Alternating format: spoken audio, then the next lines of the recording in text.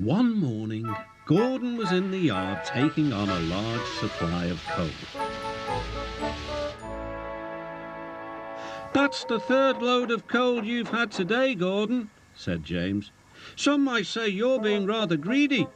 "I'm an important engine," replied Gordon. "Important engines need plenty of coal, but I doubt if you would understand that, James." James snorted and went about his work. Later, Gordon was taking on water from a standpipe because the water tower was under repair. "I wouldn't drink too much of that water if I were you, Gordon. It might give you boiler ache." "Pah!" said Gordon. "What's this? Educating Gordon Day? First James and now you, Duck. Big engines have big needs. Little engines are just annoying." "Don't say I didn't warn you," laughed Duck.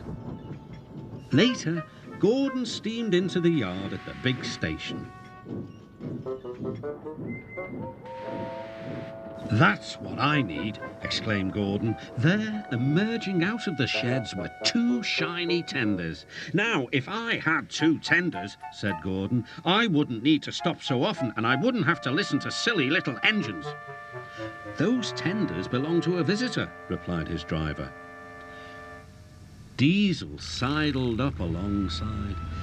"Everyone knows that tenders are a mark of distinction, but I'm afraid that no amount of tenders will save you in the end. We diesels are taking over, and we don't need tenders to make us important, not even one."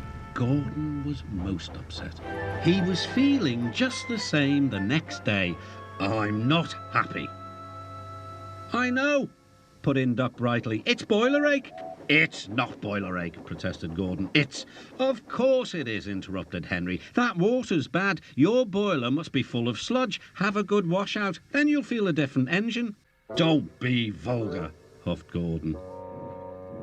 He backed down onto his train, hissing mournfully. "Cheer up, Gordon," said the Fat Controller. "I can't, sir. Is it true what Diesel says, sir?" "What does he say?" "That diesels are taking over." "Don't worry, Gordon, that will never happen on my railway." "And one more thing, sir. Why did the visitor have 2 tenders?" "Because he lives on a railway with long distances between coaling depots." Gordon felt better. But Henry started complaining. He banged some trucks angrily.